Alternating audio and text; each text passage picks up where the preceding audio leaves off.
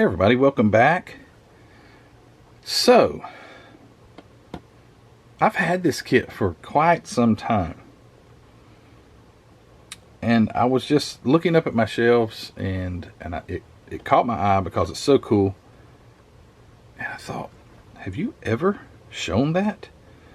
Now, I got it off of eBay, and I could have swore I made a video on it, but maybe I didn't, because I can't find it. But I did a haul video. I remember it being in the haul, and I went back and looked through my archives, and I can't find where I've even shown this kit at all. And this one is super cool. So you want to talk a kind of an expensive kit? This is an expensive kit. However, I bought it off eBay on an auction and got it for dirt cheap. You know, I actually think I paid like $45 for it. It's worth a lot more than that. I challenge you to go check out a Gunze Sangyo high-tech model Fiat Abarth 695 SS. They're quite expensive, but this thing is super cool, and it's pretty rare. So I was like, well, if I have made a video, I guess I'll make another one because it's worth it. If I have, this kit is, I just can remember showing these things. Maybe it was in the haul that I did. I don't know. 1985 Gunze Sangyo. But this thing is the coolest ever. And again, if I've made a video, it's okay. We'll just look at it one more time. It's got some neat little things, like the windshield wipers are tied together with like a, you know, they're linked together. Things you don't see that very often, but just a miniature little race car. I mean, just so cool. But let's open it up and check it out. It's a mini car. It's a 1/24 scale too, but it is definitely a mini car. Got your instructions. So I'm not going to go into everything. I think it has some metal parts. It does. It's got this beautiful little, that will, when I get my new room built, things like this will be in frames because it's just so cool. There's your, I can't read that, but that's the stock version of it, which so is this. Just a little miniature, I think I had 2-cylinder engine or something like that. Just the coolest thing ever. And Gunze kits are really neat. And because this one has an engine, I think you can get one. I think you can get this kit that's not the high-tech. I think that's what makes a difference. It's high-tech. Yeah, you can get the one that's not the high-tech, and it doesn't have a opening. I don't think it has an opening trunk or anything like that. And heck, this one, yeah, okay. So I remember seeing it. It does. So the Gunze kits are kind of odd because they have like rubber trees. I don't know if they're the only ones that's ever had that. They have rubber trees, which is kind of odd. Like your seats are rubber, and here's some kind of cover that would probably be in the trunk or something like that. Maybe, no, it's for the rag top on the roof, so that's made from rubber. Yeah, this whole thing is just like a rubber tree. Here's another seat, and it's got the little tie downs for the hood. It's got the hood straps and the engine compartment straps. Those are rubber, which is pretty cool. And then you got these just ginormous. Now they're a larger diameter, looks like, than like a Mini Cooper would have been, or fairly close to it. But this is 1/24th. Remember that. So they're quite small, pretty nice too. They did such a nice job on these kits. So it's got the glass, and oh, look at the dashboard. I won't open the glass parts, but the dashboard is actually clear, along with the glass. Duh. And it's got your head and tail lights. And here are the metal parts. Yeah, there's quite a few metal parts. They're all stapled together, so we'll try to look at a few of them. These are just Oh, that's your wheel. Man, that's heavy too. There's your wheel. Pot metal, white metal. People say you could get sick from this stuff if you take, you know, have to file on it or whatnot. So you got your 4 wheels. There's your the bottom of the engine and transaxle. Rear engine like a Volkswagen Beetle. Transaxle there. Here's the air cooled also. There's your fan shroud with the fan inside it. And you see that you have to file. There's some flash in there. You have to file that down. But it files down easy. There's some more air intakes and something. Here's your exhaust. Little muffler. Suspension parts. There is your, oh, is that the hood ornament? Yeah.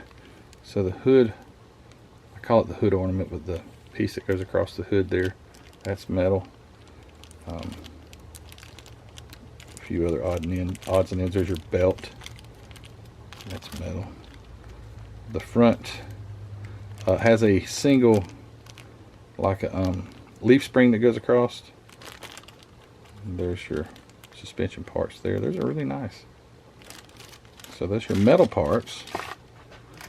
And you've got your chassis.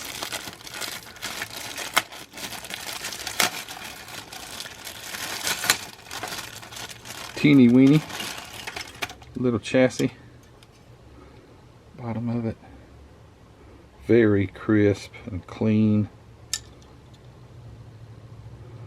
E-brake, gear shift, and it's like center console type thing. You know, it goes in the center. I'm not saying it's really a console, but you know what I mean. Little steering wheel. Look how nice this is. Just the cleanest ever. I don't know what that little thing there is. And what the heck these things are, I don't have a clue. Maybe they go around like blinkers. No. See if I can spot them. No clue. No clue what that is. Anyway, doesn't really matter. Maybe it's something for the interior. Maybe the seats sit on them. Could be. I don't know. And here's your little chrome tree. I'll leave it in there. 2 little miniature bumpers. Hey, look how small they are compared to my thumb. They're really small. Looks like your license plate. Light. I believe that's what that is. Yep, right there. It's a little light. Now, scratch my head. Why did they decide to do the license plate light in chrome plastic, but the front hood ornament that's right behind that bumper, they chose to do it in metal? I don't know. They just did. It's just the way it is. It will be chrome because I'll spray it chrome. Oh, it's got photo etch. Cool. So it's got a little bit of photo etch. Got the look at that nice license plate. It's got a scorpion. I guess it was a scorpion. Look at $6.95. Got the beautiful emblems and the windshield wipers. That is all metal. So there's your blades up top, and there's your wiper arms, and there's another plate. That's neat. Very cool. And then I know you've been waiting on this, but before we get to it, I love the fact that the Gunze kits back in the day, they had the seal of approval. Whoever he was worked that shift and said, yep, this thing is all here and it looks good. Stamp. I mean, maybe if there's Japanese viewers, they could read that, but I bet that's like somebody's, I don't know if it's somebody's name, but it's like, might be technician #1 first shift or something like that. I don't know what it says, but that's neat that they did that. Then it comes with these really, this looks like a dang guitar string, both of them really. This is more of a piece of rod, and here's a piece of tube or a piece of rod. Also, it's not tubing. right there. Like aluminum tubing.